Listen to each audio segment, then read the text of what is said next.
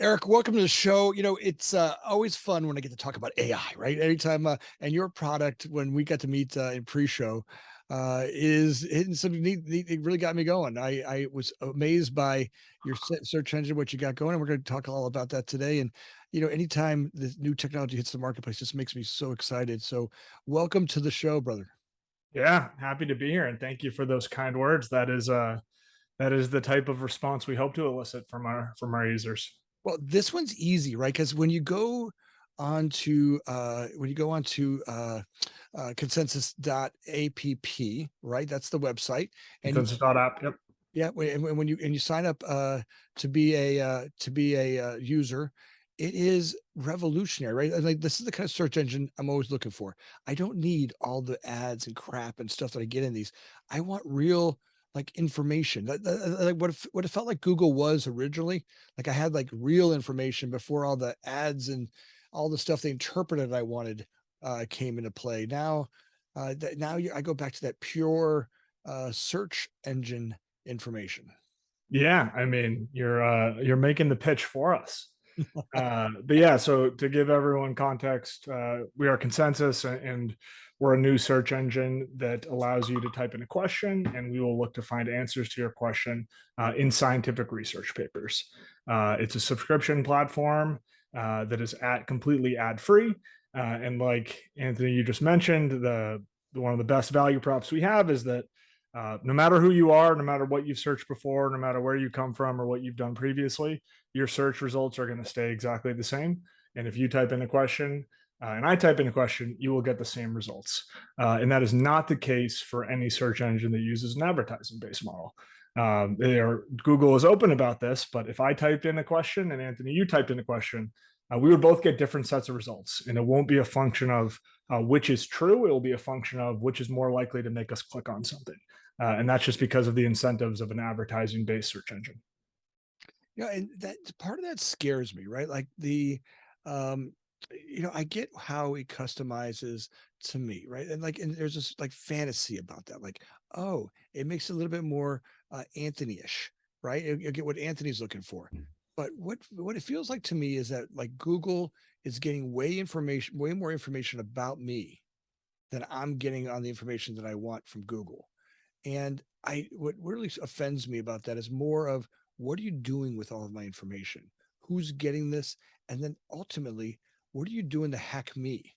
Right? Because the part that Yeah, scares me is that part about being hacked, I couldn't agree more. right? And you start to manipulate me, where I'm going, my ideas.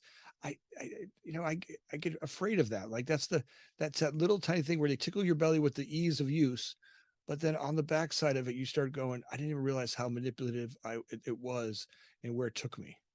Yeah, and you said it very well. It really comes down to what they're doing is manipulating attention.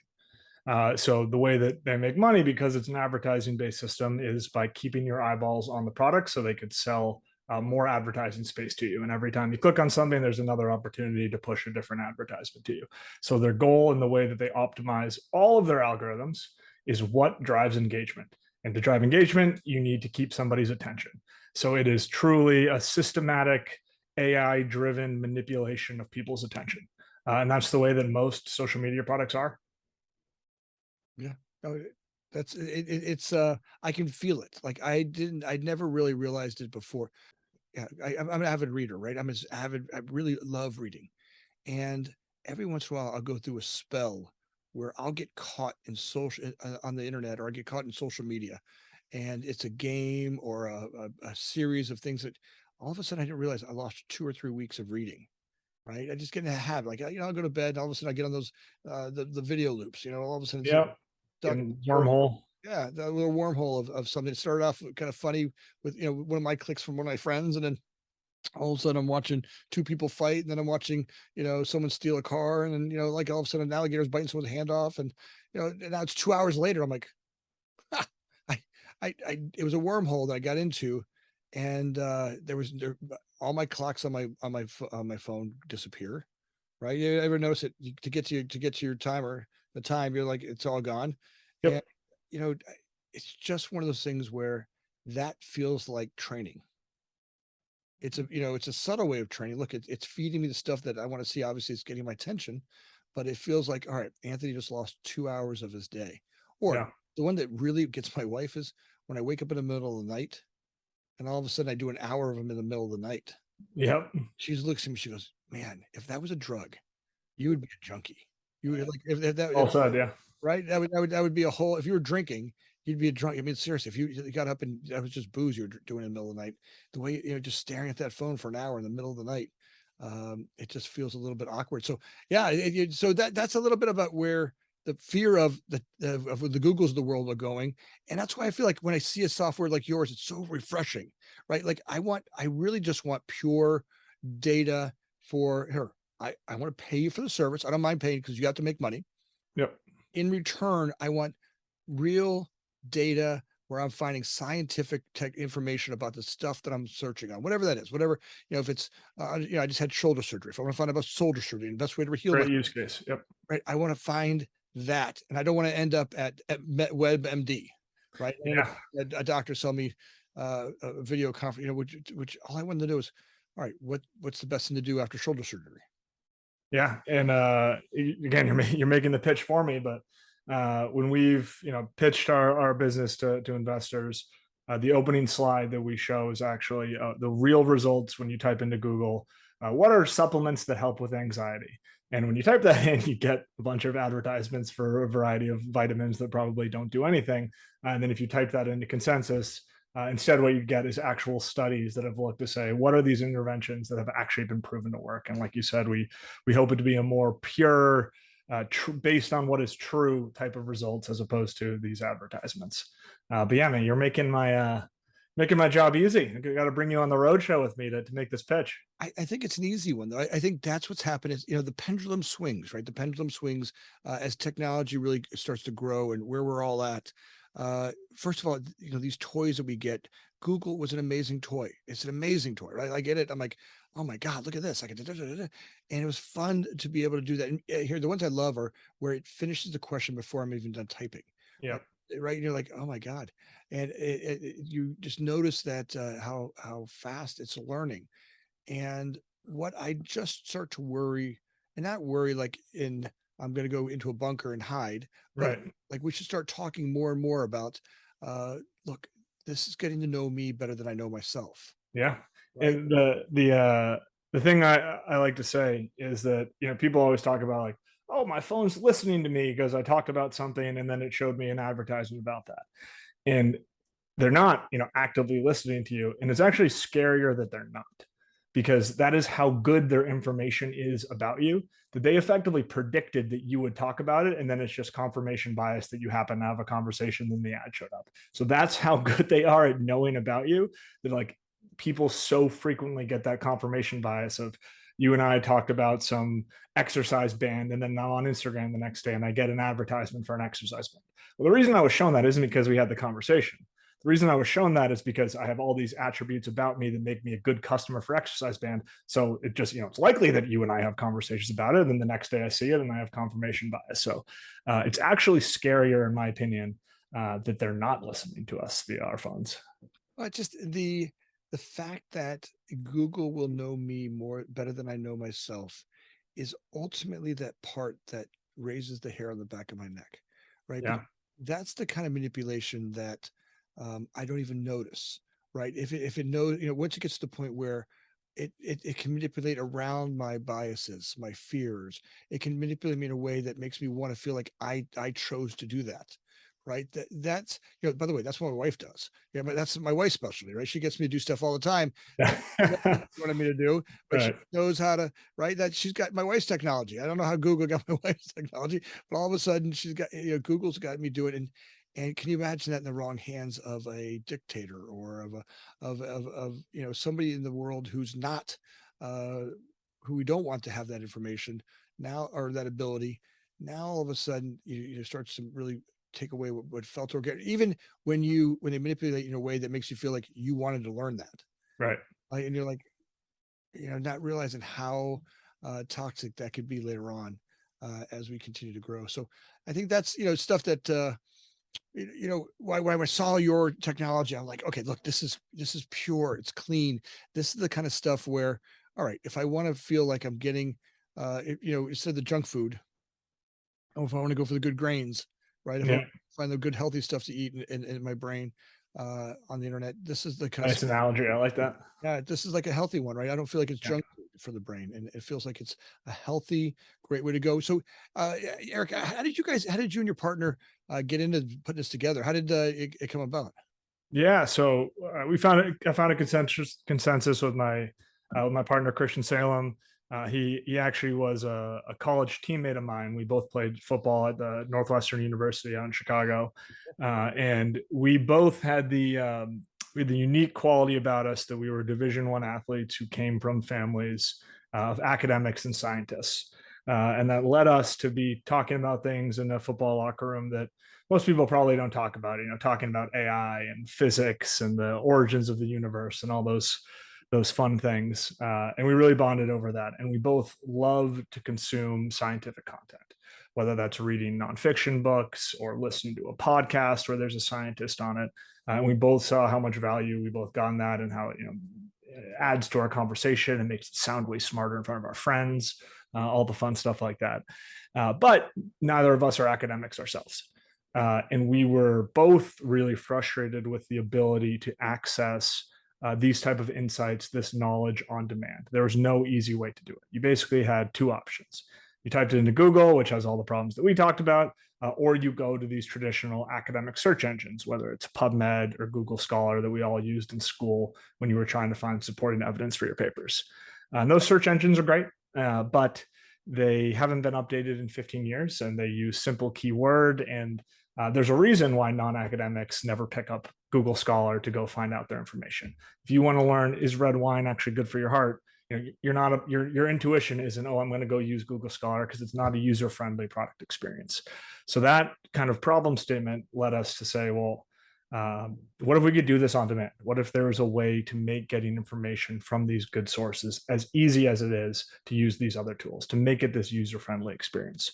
So this is actually about 6 years ago, I came up with the idea of what if we could automate the analysis of scientific literature, where you could type in a question and have answers pulled out, given directly to you in an easy to consume way.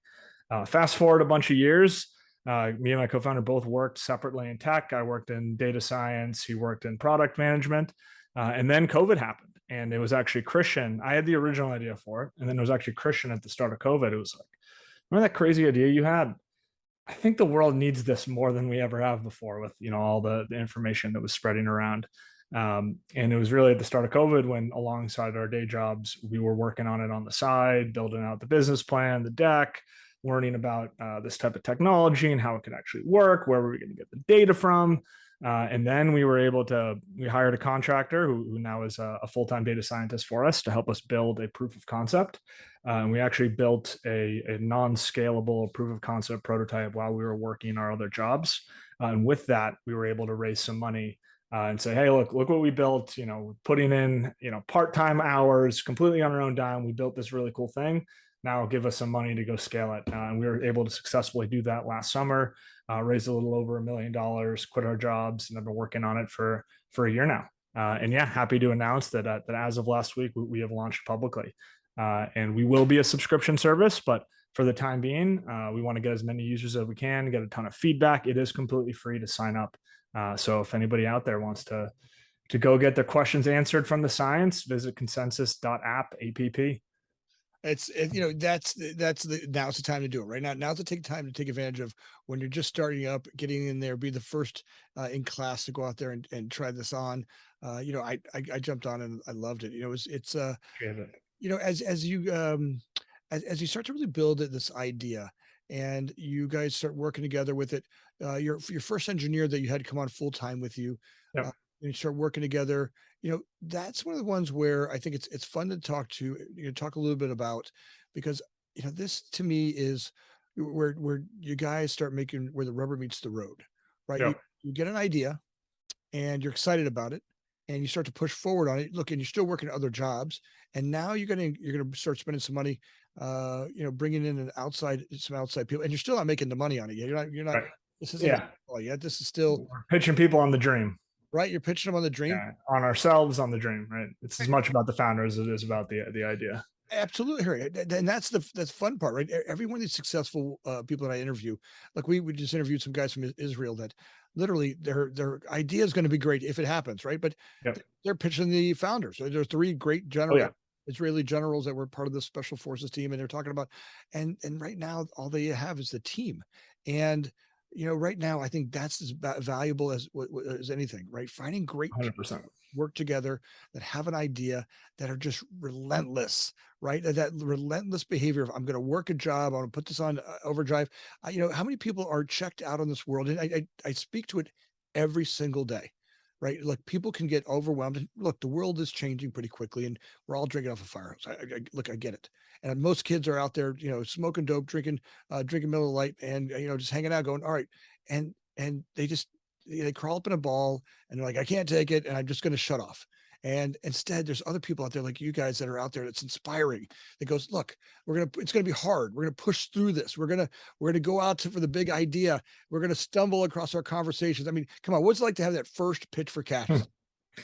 Yeah, I definitely want to give some credit to Christian, my co-founder, that he was really the one who was the most excited about getting this going, and that I feel like that is a lot of the times the story of these, where it's one person who was really driven, and then he convinced me on the vision. It was my original idea, Yeah, but I was working at a company. I loved my job. I was like, yeah, I would love to work on this. But I'm pretty happy with my job, and it was really Christian at the start who was like, "We need to do this. Like, this can change the world. This will be a meaningful impact. We'll care about this so much more than what we're doing." And like, I knew that was true, but it was him who really, I think, internalized that more at the beginning than I did, and he brought me along. And but then, like you said, once rubber meets the road, and you start actually going out and trying to get outside people to invest in you, that's when it really becomes real, and that's when you really have to dive in with both feet. And there's no turning back at that point. You're taking in money. People are putting their faith in you, their own hard-earned dollars in you. You have a fiduciary duty to them from that day forward, and that's really, really when it becomes real. And it's definitely daunting to some extent. It's humbling. Like yeah. So I had invested investment from a bunch of previous bosses of mine, from friends, and it's like, wow, these people, they believe in me, and they've known me for all these years, and that meant the world to me. And then I think you really have to fight some imposter syndrome when you're in those rooms, because especially as a first time founder, like it's like everybody, it's just natural that you're going to have those thoughts. That's like, do I deserve this money? Like, are they like, we don't, we just have a prototype. Like, they're really going to write us this check. But like, if you don't fight through that, you'll never get anywhere. And if nobody fought through that, nobody would ever do anything, because everyone has to start like that. And everyone starts where they're kind of faking it a little bit. Fake it till you make it is, I don't fully buy that for like the span of your working career, but you need to fake it till you make it to start, I I because I nobody starts as an expert of anything, right? I've owned companies for 25 plus years. I mean, I mean, I have millions of dollars, big companies, and I don't care how wherever you get, you'll be an imposter even then. The Yeah. thing that happens is as you grow, right, and you get to the next level, that next stretch of your life, the manhood, that man in me that took a stretch to the next being, right, to go from the being that I was to the next guy that I was, right, the new me. There's like a new I love Matthew McConaughey when he says, "Who do you look up to?" And it's the guy I'm going to be in the future. Yeah, I like that. I love that. I love Yeah. that. I love that expression. Like I look up to the guy I want to be. Now, this morning I was up at 4 o'clock in the morning. Right. I was at my computer at 4 o'clock in the morning because I and I have all this great stuff. And you know why? Because I have that same feeling that drives me out of bed in the morning and says, look, if it's the buck stops at my desk. If we're gonna make this happen. Now, I like you have to have those partners around me that are positive, right? Just you got to find a group of people that you work with that can see the light in you, right? The ones that are going to challenge you to go, come on, let's go do this. And you're like, Yeah. are you sure? No, let's go do this. And maybe it's that 10 seconds of bravery or boldness that it takes to take on that next leap that you're going to do. But they do it, and you're sitting in that room. Now you're asking for cash, and believe me, here, watch it, because I promise you, even when you get to the point where it's a multi-billion-dollar company or a multi-million-dollar company, you think to yourself that one day I'm gonna be able to relax into it. And the Yeah. truth happens is even wherever I've been as a man, the next level changes, right? And you get to Right. that next level and you're like, okay, now I'm not the president of a company anymore. Now I'm a founder. Yep. And now I need to go work on different skills for leaders. Now I'm the leader of leaders instead of leader of followers, right? There was kind of a leader of when I was younger, I had people who followed me, kind of who worked for me, and they were kind of they were kind of leader of followers, right? I led these people who worked for me. Now there's people who I lead leaders, and that's like and when I get there, that's a whole nother one. Like, who am I? Who am I to Yeah. do? These guys are amazing. Sometimes I look at these people and like, wow, what am I going to teach them? Right? Yeah. And it's the famous saying, right? That they say if you're the smartest person in the room, find a different room. Yeah, yeah. Right. If you're not feeling, obviously not in every meeting you have, but if you're not in what you're doing, somewhat feeling uncomfortable and feeling like you're pushing yourself and maybe in places that like in the back parts of your mind you don't belong, then you're probably not trying to achieve something that is great, and you're probably not pushing yourself enough if you feel just totally content and comfortable where you are always. I would say to you that is I've I've tried to buy into the be content, and the truth is either you're working on growing or you're dying. And I've tried. Now The journey is the destination, right? It's not about right.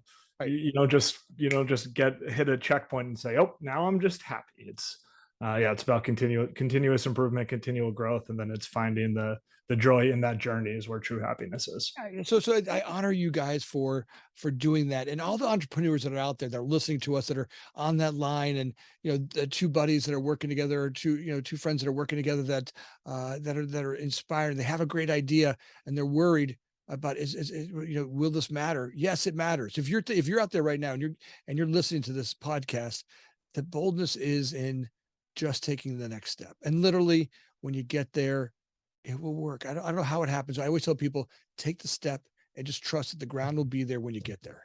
Right? Yep. You may not see it while you're stepping, but just like you and your partner, the ground's there. Now you've launched this week.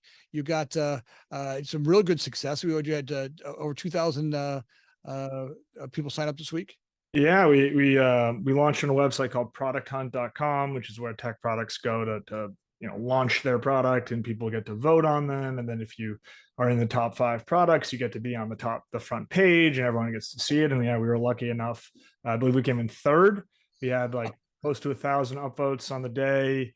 Had hundreds of people commenting on the page, getting great feedback. And yeah, and just in about a week, we had about 2,000 people come through the door. And yeah, the most promising thing is even though the week is over, so we're not up on Product Hunt, people are continuing to keep showing up, and we've had 200 people show up just today in the morning. So people are talking about us. The word is spreading. We're starting to see it popping up on Twitter. People completely organically sharing things and talking about it. So it's going great to start. Obviously, we're still super early, and there's so much to do and so much more to learn and see how everything goes. But the early signs are the launch has been really successful. Well, I get to when I saw it, it really did motivate me to get you guys on here. And look, folks, if you're listening to the podcast right now, take a second and go to consensus.app and sign up right now. Take a second, go do it. Look, you'll love it. It's free right now. It's free. Totally free right now. Yep. Yeah, go on there right now and try on what it feels like to search a search engine that doesn't send you ads. Right, this isn't about ads. This is about finding real raw information the way it used to be. Right, the way that if before they figured out how to optimize every search that I do to sell me something. Now it's how do I learn from the stuff that I'm really looking for, that data that I'm looking for. The technology that you're using. There's been a lot of talk lately about Dolly and Dolly 2 and OpenAI, and talk Yeah. to me about the technology that you're using. I think it's very similar to that. Yeah, it's all the same kind of underlying technology. So yeah, what you're referring to with OpenAI is they put out a really famous or notable model called GPT-3, Yep. and that has been used to create this tool called Dolly, which I'm sure if people are on Twitter and follow people in the tech world, they've seen it. But basically, it allows you to type in a prompt, and the AI will generate you images. And the underlying technology is this model called GPT-3, and it is what is called a large language model. And it's this new advent, this new form of artificial intelligence called natural language processing, that is basically machines' ability to process, interpret, understand, and analyze human text and human language.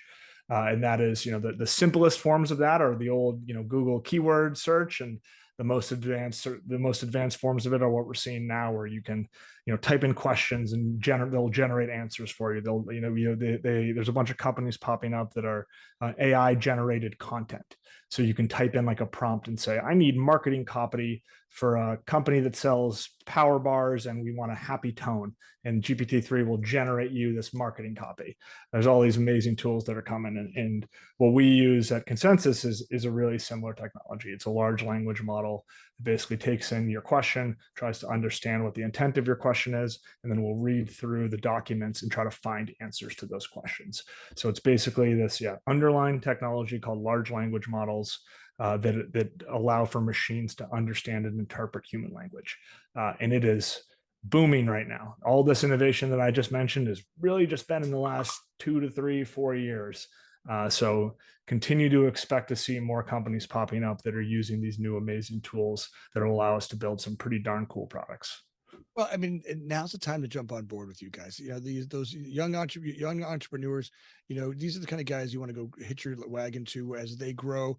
Right, get an internship with them. You're not gonna make the big bucks in the beginning, but look, at the end, where this is going, this is the kind of stuff that we've evolved. We've gone through the stuff that Google gave us, and got to the point where, all right, the pendulum swung one way, and at first it started off like this. They started off with this kind of information. Then they figured out how to maximize every ad inch out of my thoughts, every question I ask, and how to get those out of it. Now I'm getting to the point where I'm just tired of that. Right? I want to go back to a pure search where I could get the information I actually want, and that to me is worth paying for. Right? I'm now at a point in life where my time's too valuable. The weeding through all of the excess data that's not needed in my life, it takes too long. And to pay a premium to have that service that brings me the data that I need, Yep. absolutely there. And I think that the world is so thirsty for it right now. This launch could not be at a better time in the history of the world. So it's there. Obviously people will have that other stuff that's back in the background, but to have a pure way to look at Yeah. data search, it's going to be fun. Yeah, and I think the pendulum is a good example, and it is our opinion, the real inflection point, to merge together a few things we're talking about is this new technology, all these innovations we're seeing in the natural language processing space. It's going to allow for some pretty incredible products to be built, and what we really need to swing this pendulum is for those products to be good enough that people will pay for them, because then that allows these companies to be built with incentives that are just about making better products for the users, right? Like, we've been bashing on Google, but it's not some back channel guys in suits conspiracy. No, All it is incentives. that's right. They're an advertising based model, so they optimize for clicks and engagement, and that's how they build their algorithms to optimize for. Like, it's as simple as that. It has all these downstream effects, but that's all it is. But once these products can be good enough that people are willing to pay for them and pay for this particular service, whether it's because of the frustration or it's because of how good the products are, or in our opinion, a combination of the two, that's when we'll really see this inflection point when there will be this, market pushback on these advertising-based platforms. And I'm like really excited to see that, and hopefully we can be some small part of that. I think you guys are going to be a big part of that. This is a great product.